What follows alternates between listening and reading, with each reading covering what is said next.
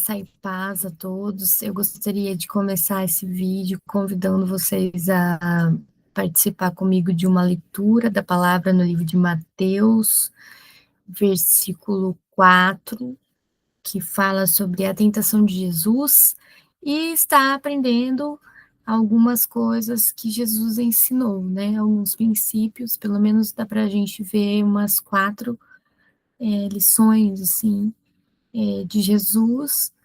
E enquanto a gente vai lendo, eu vou compartilhar a tela do capítulo, aí a gente vai comentando sobre o que algumas partes que vai tendo, né? Que eu vou aprender, que nós podemos aprender.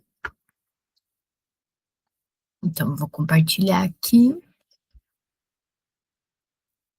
a tentação de Jesus.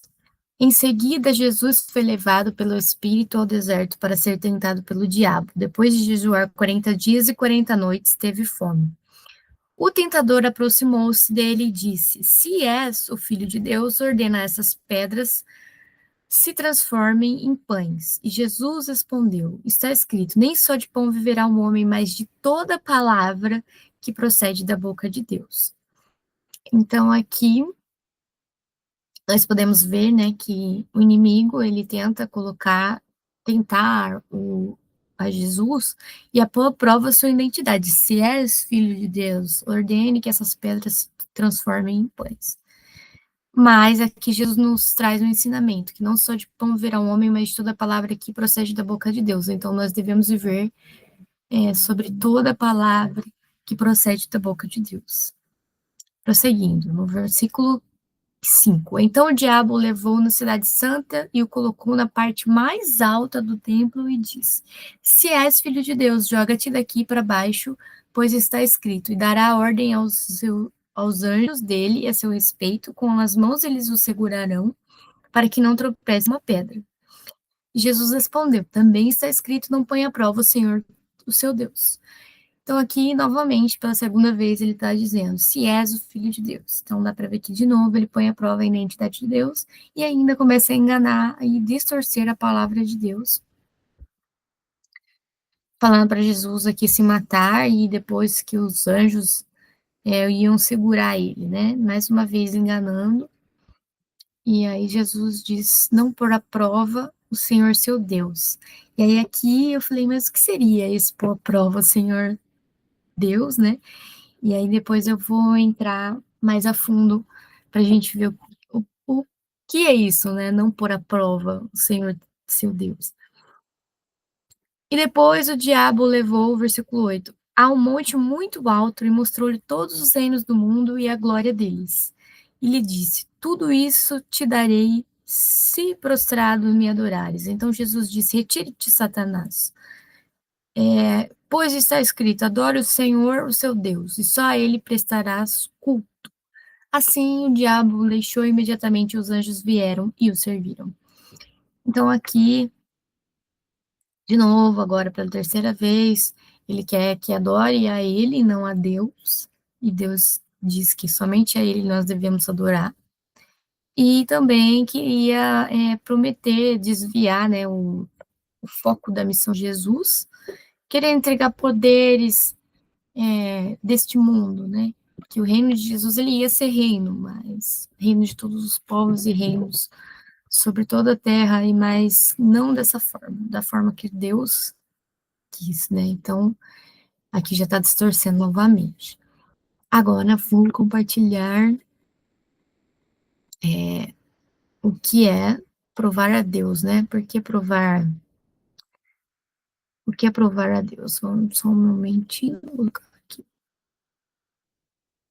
O que Jesus quer dizer com não provar a Deus? Não tentaram não provar a Deus, uma expressão que Jesus usa em Mateus 4,7, quando responde ao diabo durante a tentação no deserto. Também está escrito: não tentarás o Senhor teu Deus. O que significa não tentar a Deus? É não exigir que Deus prove algo a nosso favor. Tentar a Deus é colocar Deus à prova, como se disséssemos: se tu és Deus, me mesmo faça isso. Se tu me amas, mostra agora. Se tu existe, resolve esse problema. É uma postura de desconfiança, como se Deus tivesse que cumprir nossas condições. E quantas vezes nós fazemos isso, né? Então, assim, se a gente tem que pôr à prova, como Satanás fez com Jesus, se tu, colocando em dúvida a identidade de Jesus, a gente também fazer isso com Deus, se tu Deus, então é nesse mesmo sentido, assim, é uma coisa bem assim ruim. Então vamos para a segunda parte. É não agir de forma irresponsável esperando que Deus nos salve depois.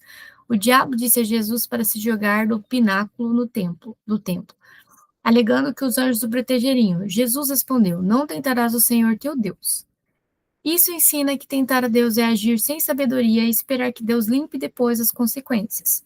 Por exemplo, fazer algo perigoso dizendo que Deus vai me guardar. Negligenciar os cuidados essenciais e depois culpar Deus. Tomar atitudes impulsivas e querer um milagre para consertar. Terceiro, é não manipular Deus usando a fé. Tentar a Deus é transformar a fé em uma manipulação, como se Deus tivesse que obedecer a nossa prova ou desafio. Exemplo, Deus, se o Senhor me der isso hoje, eu prometo que vou te servir. E se negociar com Deus, não confiar. E muitas vezes a gente pode também, né, em algum momento da vida fazer isso, tipo, prometer alguma coisa e depois a gente também não conseguir cumprir. Então, é melhor a gente não prometer ou fazer votos que a gente não possa cumprir, até porque isso seria uma manipulação da fé, né, como está dizendo aqui. E Deus não precisa que a gente faça isso, né? Inclusive Jesus está nos ensinando a não fazer assim, né? Em um resumo simples, tentar a Deus é exigir, testar, manipular ou colocar Deus à prova em vez de confiar nele. Jesus nos ensina que a fé verdadeira é confiar sem exigir provas, obedecer sem impor condições, depender de Deus sem agir com imprudência. E o que Jesus quer ensinar ao nosso coração hoje? Deus não precisa ser provado, porque ele já mostrou seu amor, enviando Jesus, nos sustentando todos os dias, nos guardando, mesmo sem percebermos. Ele quer que a gente confie, não que o teste, que a gente descanse, não que desafie, e que a gente se relacione, não que negocie. Deus abençoe mais esse dia, em nome de Jesus. Tchau, tchau.